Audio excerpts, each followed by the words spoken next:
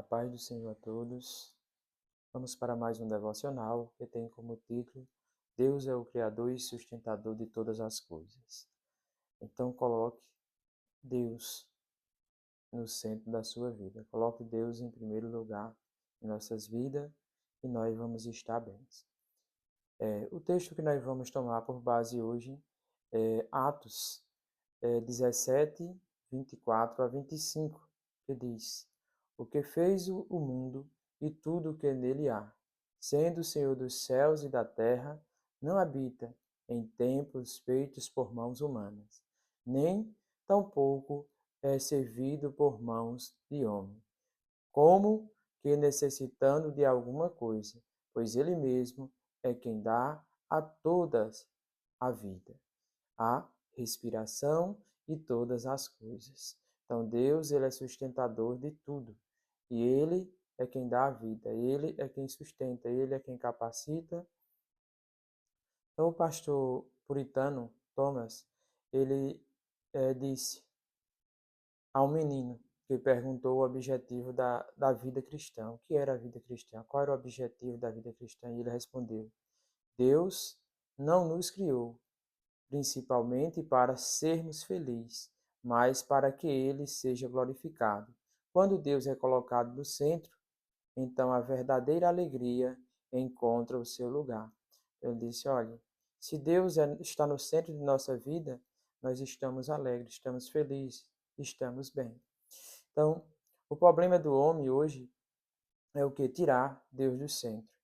A gente vê que hoje uma doença que tem trazido grande mal a depressão e a ansiedade. E muitas vezes é porque tiramos Deus do centro. Então, quando Deus está no centro de nossas vidas, a gente tem o conforto, tem a alegria. A gente não pode dizer 100% que essa doença é gerada disso, né? Porque tem exceções também. Mas quando Deus está no centro, tudo anda bem. Então, Paulo em Atenas lembrou aos filósofos que Deus ele era o criador e sustentador de todas as coisas. E Deus foi quem criou o mundo e tudo foi ele que fez. E aqui nós vamos ver duas verdades é, sobre essa criação de Deus, sobre ele ser o centro de nossas vidas. Então, o primeiro é que tudo começou nele, e o segundo, tudo existe para ele. Então, a gente vai primeiro para o primeiro ponto aqui, que Deus é o Criador de todo desde o começo. Então, tudo está nele, tudo começa nele. Então, Gênesis 1 e 1 já diz: no princípio Deus criou os céus e a terra. Então, ele é o Criador de todas as coisas. Então, no princípio, ele criou os céus e a terra. E assim a gente vê cada coisa sendo criada, né? Romanos 11:36 diz: porque dele e por ele e para ele são todas as coisas. Então, dele e por ele e para ele são todas as coisas. Nós temos que entender que tudo está no controle de Deus. Então, os atenienses, eles tinham muitos deuses e templos, como a gente vê no versículo 24 do capítulo 17 de Atos. Ele fez, mas Paulo disse, olha, ele fez o mundo e tudo o que nele há. E visto que é Senhor dos céus e da terra, e não mora em templos feitos pela mão do homem. Então Deus ele não mora num templo feito pela mão do homem. Por quê? Porque Deus é maior do que todas as coisas. Aí você diz, mas e como ele mora no nosso coração, que é menor ainda? Aí é um mistério, porque ele pode pegar o planeta Terra na palma de sua mão, mas ele cabe dentro do nosso coração, através do seu Espírito Santo, que mora na vida daqueles que o servem. Então nós temos que viver em santidade para que o nosso Deus venha estar em nós. Então Paulo ele confronta três erros nesse primeiro ponto aqui. Ele fala sobre esses três erros que acontecem. Deus ele não mora em templo feito por mão humana, como a gente vê em Atos 24, 17, que ele diz, não mora em templos feitos por mão humana, no finalzinho do versículo. Ele é maior do que qualquer construção. Ele é maior do que qualquer coisas que existem nesse mundo.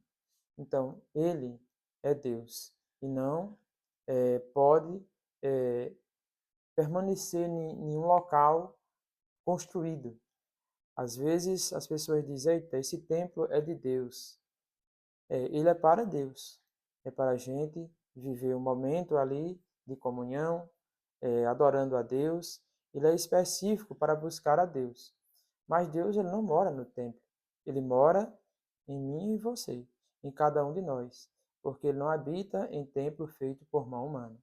Mas o nosso corpo é templo do Espírito Santo de Deus, que é Deus também. Então, segundo Deus, ele não precisa do homem. Deus ele não precisa de mim. Então, às vezes a gente diz assim e às vezes soa duro, mas é uma realidade. Como a gente vê no versículo 17 e 25 de Atos, na parte A do versículo. E, e a mão humana não pode fazer nada por ele, porque ele não precisa disso. Então, não é a gente que sustenta Deus, é Ele quem nos sustenta. Tem pessoas que querem sustentar Deus, né? Mas não é nós que sustentamos Ele, é Ele quem sustenta nós, é Ele quem cuida de nós, é Ele quem está trabalhando na vida de cada um de nós.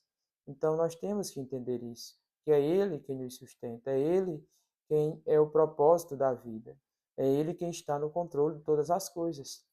A gente vê no terceiro aqui, Deus dá a vida, dá a respiração e dá tudo. Parte B do versículo 25, ele diz, ele mesmo dá a vida e a respiração a tudo e satisfaz todas as necessidades que existem. Então ele diz, olha, eu cuido de cada um de vocês. Eu satisfaço cada necessidade de vocês. Então o ar que você respira agora é presente dele. Então, um certo homem deu um testemunho que ele era muito rico, tinha muito dinheiro, e ele achava que não precisava de nada. E no tempo da pandemia ele ficou internado por vários dias e foi entubado. E quando ele saiu, disse que ele saiu numa alegria tremenda e glorificando o nome de Deus, porque ele disse, nunca percebi o que Deus tinha feito por mim. O ar que eu respirei durante esses dias era comprado. Eu estava pagando. Mas todos os dias eu respiro de graça. Eu inspiro e respiro de graça. O Senhor é quem dá esse ar a mim de graça. E eu tive que comprar para poder sobreviver. Então você vê como Deus é tremendo em nossas vidas. Então só o ato de nós respirarmos, a gente já vê a grandeza de Deus. Da gente ter o oxigênio, é o Senhor que dá a cada um de nós e de graça. E muitos não agradecem ainda. Então, os puritanos, eles acertaram numa coisa que eles dizem também, que a Bíblia ela começa com Deus e a Bíblia termina com Deus. A gente vê em Gênesis 1:1 que foi lido, no princípio criou Deus os céus e a terra. Né? E em Apocalipse 22:21 diz, a graça de nosso Senhor Jesus Cristo seja com todos vocês. Amém. Então, você vê que sempre Deus ele tem que estar no centro. Se Deus não estiver no centro, as coisas desandam, as coisas não andam, as coisas não dão certo. Então, quando tiramos Deus do centro, a vida ela perde o sentido, porque o sentido da vida é Deus em nosso coração, em nossas vidas, em nossa família. Mas quando colocamos Deus no centro, aí você vê que até a dor encontra um propósito. Então, quando Deus está no centro das nossas vidas, até a dificuldade, ela tem um propósito. A dor, o sofrimento, às vezes até uma enfermidade, ela tem o seu propósito. Aí você diz, não, aí já é demais, mas é. Porque Deus, ele está no centro de nossas vidas e ele está controlando tudo. Nós temos que entender que uma folha da árvore, ela não cai sem a permissão de Deus. Deus, ele está no controle de tudo. Aí você diz, mas a maldade é Deus que faz? Não, Deus não faz o mal. É nossas atitudes que causam esse mal. E quem faz o mal é o inimigo. Ele é quem faz com que a gente venhamos receber o mal. Mas por as nossas atitudes, pelas nossas consequências, pelas nossas decisões. Então, se nós tomássemos todas as nossas decisões voltada pelo Espírito Santo, nós estaríamos melhor. Vamos para o segundo ponto, que diz: Deus é o sustentador de tudo e nós existimos para Ele. Colossenses 1:17 diz: Ele existia antes de tudo, mas, mas começando, e é o seu poder que sustenta todas as coisas em conjunto. Então, Ele sempre existiu. Antes da criação, Ele já era Deus. Ele não tem fim e nem começo. Ele é eterno. Então, Deus, ele já existia antes de tudo. Apocalipse 4:11 diz: O Senhor, digno é de receber a glória e a honra e o poder, porque o Senhor criou todas as coisas. Então, ele é quem é digno de receber toda a honra, todo o poder, toda a glória, porque foi ele quem criou todas as coisas. É por isso que Deus ele não aceita uma adoração dividida. Ele só aceita para ele, porque foi ele quem criou tudo. Nós temos que entender, todas as outras coisas dependem de Deus. Então, elas foram criadas, nós temos que entender, todas as outras coisas elas foram criadas e chamadas à existência pelo um ato da sua vontade, da vontade de Deus. E Paulo, ele fala sobre duas coisas no areógrafo, falando para aqueles homens.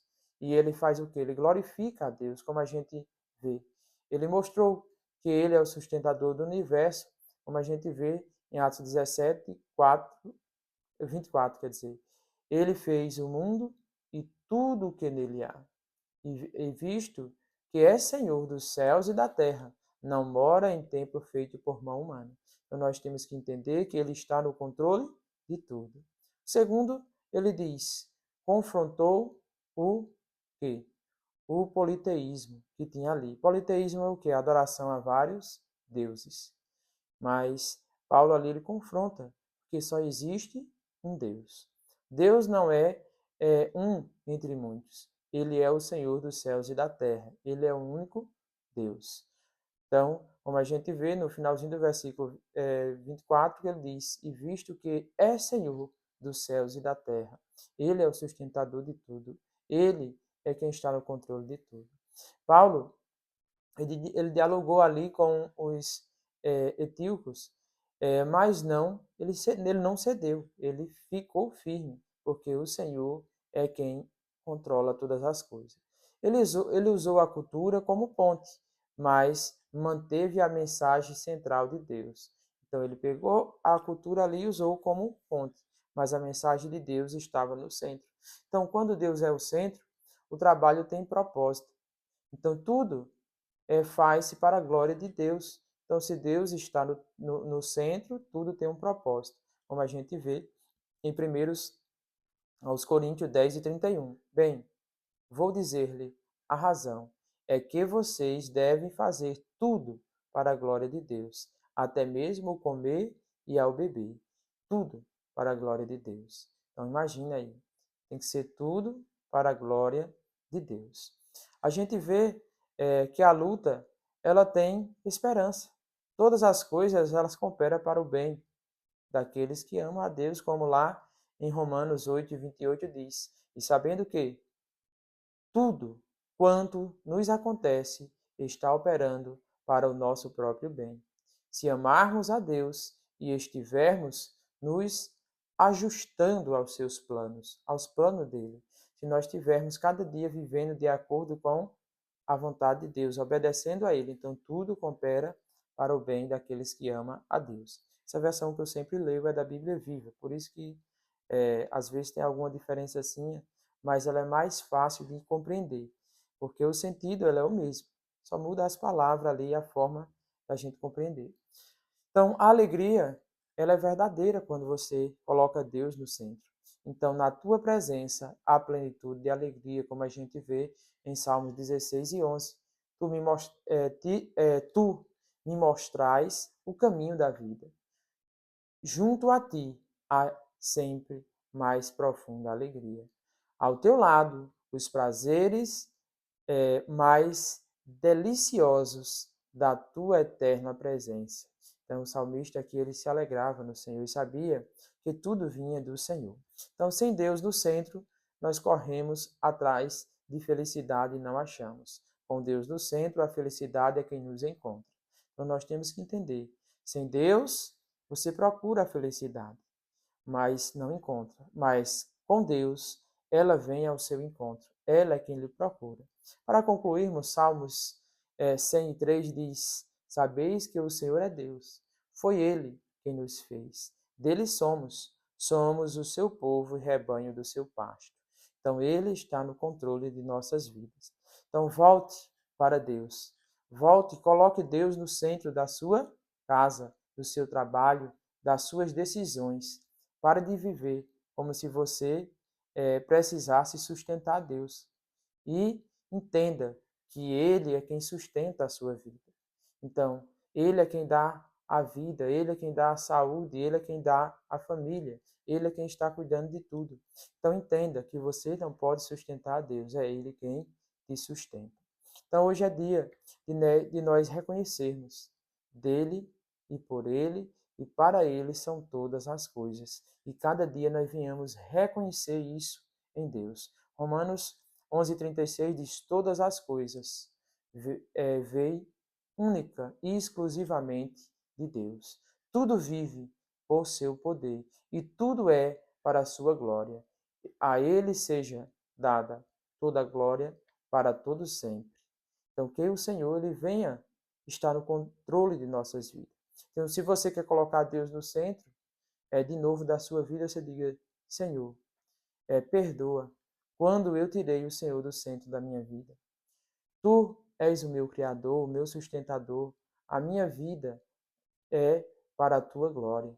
Então entenda que você depende dele e tudo é para ele. E adore o nome dele e coloque ele no centro de nossas vidas. Cada um de nós venhamos ter este compromisso de Deus estar no centro de nossas vidas. E que o Senhor nos abençoe, nos dê da sua graça e da sua misericórdia, e que cada dia nós venhamos estar na sua presença. Que tudo seja para sua honra e glória. Glória para o Senhor e honra para Ele. E que o Senhor nos abençoe. Amém.